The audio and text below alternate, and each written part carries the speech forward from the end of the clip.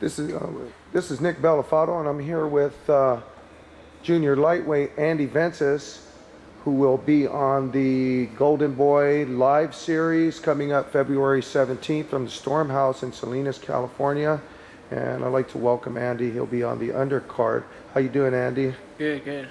Thanks for taking out time from your training to let me speak with you. First and foremost, where are you from, and how did you get started in boxing? So I was born in Watsonville. Pretty much moved to San Jose when I was about 7, 8 years old. Pretty much grew up in San Jose. Went to school there. Grew up in San Jose, and I pretty much got into boxing because I used to do martial arts when I was younger. But I wasn't really that flexible, but I still liked the fighting part. I was always getting the fights in school too. So I asked my dad that I wanted to try it. He told me it's not a sport, so it's not a game. He said if I don't see improvement in a month, I'm just going to take you out because you don't play boxing. And I told him, no, I want to try it, because we would always watch fights with the families at like reunions. We used to see like Oscar de la Hoya. Every time he fought on pay-per-view, we'd go see. So I just wanted to try boxing, and ever since I went to the gym, he saw I liked it, I was into it. Ever since my first fight that I won back in 2006, he just let me in there. He saw that I really liked it. I was really into it. Okay. You know, as a local, I've been afforded the opportunity to see you in action on several occasions, both as an amateur and a pro, and I feel like I'm looking at someone destined to make strides in the sport. Do you feel this will be the case? And if so, can you articulate to me some of the reasons why you believe you'll eventually move on to bigger and better things? You know what? I feel I'll get there just because when I was fighting in the amateurs, I was fighting a lot of top guys. I fought Jose Ramirez, the #1 guy. I fought Toka Khan, the #2 guy that signed with Top Rank. I fought these guys. I gave them trouble, and I don't have the experience they have, or I'm not even there where they're at. I'm just having to take a different route to eventually get there. But I feel the amateurs was never for me as far as my style. My style is more of a pro style, more of a body attack and more rounds, which is why I'm glad I'm getting 6 rounds to finally show people what I'm capable of doing after 4 rounds. Because a lot of these guys in the 4th rounds, they're getting hurt just as the fight ends. So I'm excited, and eventually I feel I take and I give. I feel like I'm more like I feel like I'm a fighter like Barrera Morales, just a fighter that gives and it's there to fight, and whatever it comes down to, in the fight. Is boxing more of a day-to-day thing for you, or are you confident in conjunction with your handlers and your manager Herb Stone that you'll have an opportunity to become a headline attraction before too long? Yeah, we're all pretty much connected. It's pretty much just we're waiting on me to get fights. Like I feel like once I'm 13, 14, maybe 15-0, pretty much we're looking at something different once we're at those numbers. Which being a short, I think it'll be, if I'm active, I don't get hurt, nothing happens. We might see that in less than 2 years. He has me fighting all the time, so.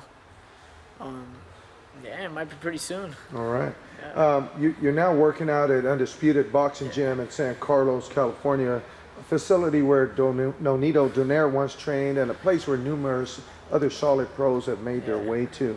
Obviously, you're well versed in the fundamentals due to your amateur background, but what transitions have you since undergone now that you're working with trainers Brian Schwartz and Mike Basil?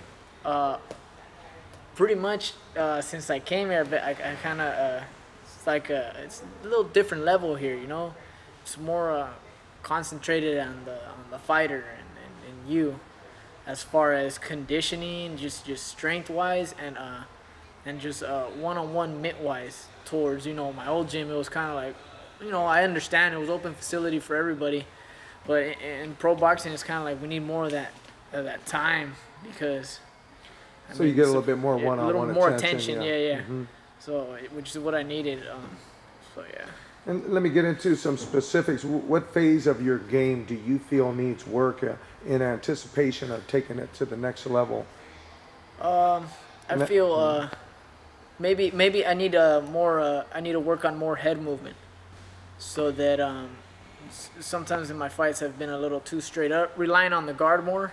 I'm young. I could use my reflex and just being confident and using my reflex and countering over that. But I feel that's what I need to up on. It's just my head movement, my reflex, and maybe use my feet a little bit and pressure and attack more when needed. Speaking of the next level, you're scheduled to fight your first 6-rounder. Is that right? Yes. And well, how is training camp going in regards to that? And what, if anything, did you add in or do differently to go an additional 2 rounds? I changed up. We changed up strength conditioning, and this is my first fight starting the hypoxic training, which is done by Mike Basil. And I've been sparring 8 rounds. I feel great. Just sparred my last day, 6 rounds today. I just feel really in shape. I feel really strong. And I'm not struggling to make weight. I'm just, I'm really in shape, and I don't feel weak right now. I feel great. And What's the name of that machine now? That's the hypoxic machine. It's for high altitude. For high elevation training. Yeah, right, yeah. Right. That works really well. With you, yeah, it works really well. I feel I have a lot of energy, so I feel great. Seriously, for the 6th rounder, I feel great. I'm ready. I'm ready for it. I feel great. Again, we're at undisputed, so you never know who might come in here. Any recognizable names as concerns sparring partners for you, or who you working with to get ready for? Well, I was working with Stan. I was sparring with Stan. Stan Martiniak. Yeah, there you go, Stan. And a lot of great fighters come in here. Just sometimes they're a little too big. I remember a couple of days ago, Sean Porter was in here. Right. Well, he fights at 140. 147. 147, yeah. 147, so he's a little bigger. But I've been sparring with Jonathan Chicas as well, who fights at 140. I've sparring bigger guys.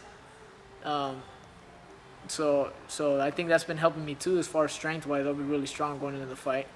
And I mentioned preparing for your upcoming opponent. That opponent's name is Dominic Coca out of Watts, California. Do you know anything about him?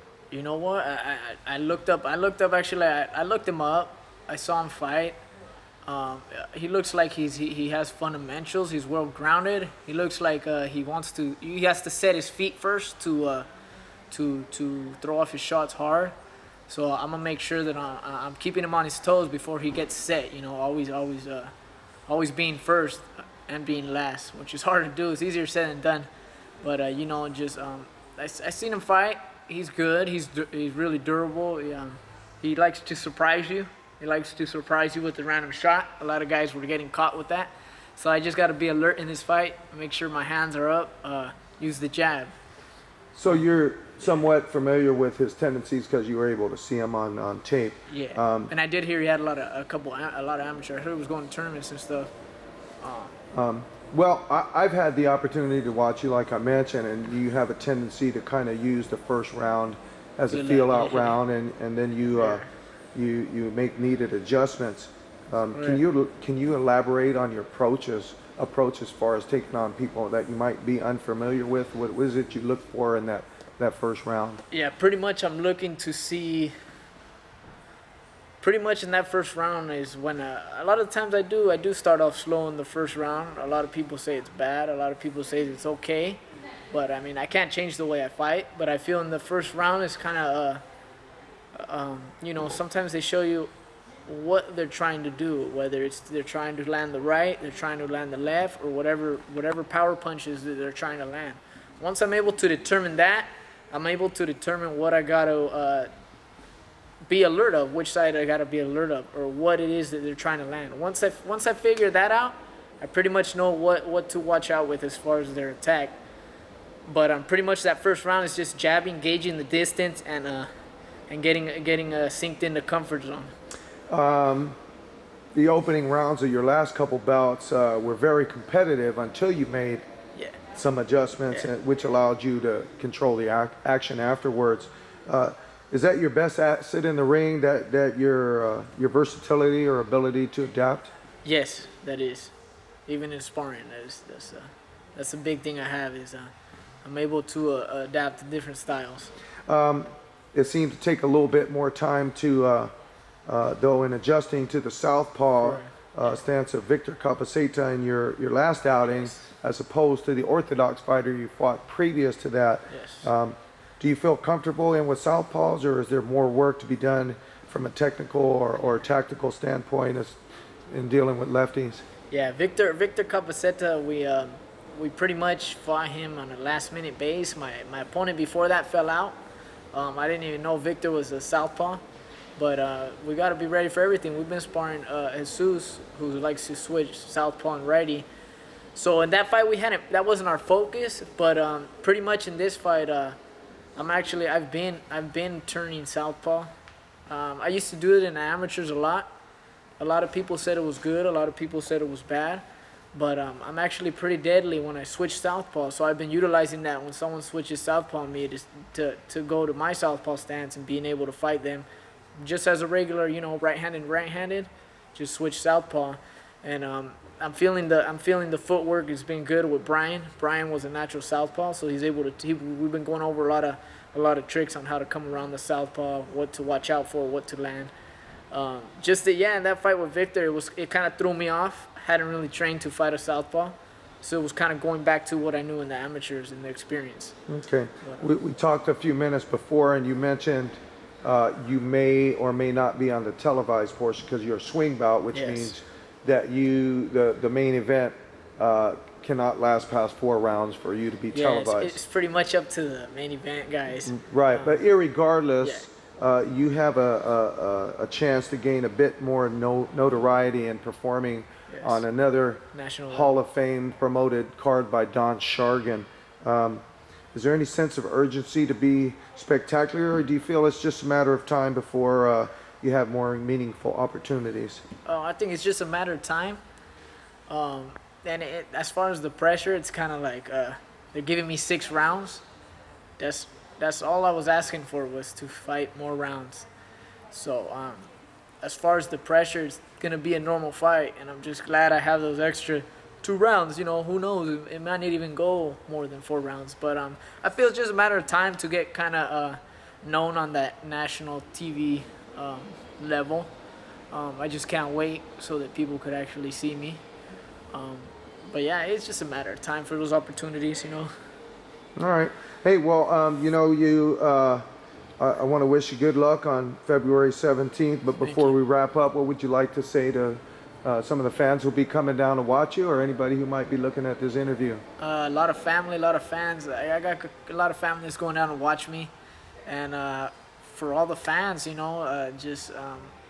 upcoming just as everybody else is. But I'm somebody to look out for. I work hard every day. I'm in the gym every day. After my fight, the most I take off is probably like 4 days, and I need to get back in. Just add me on Facebook, follow me on Twitter at Andy Vences, Instagram. Keep up with me. I will be somewhere in the top someday. Thanks. Thanks for the interview. Thanks. Good luck.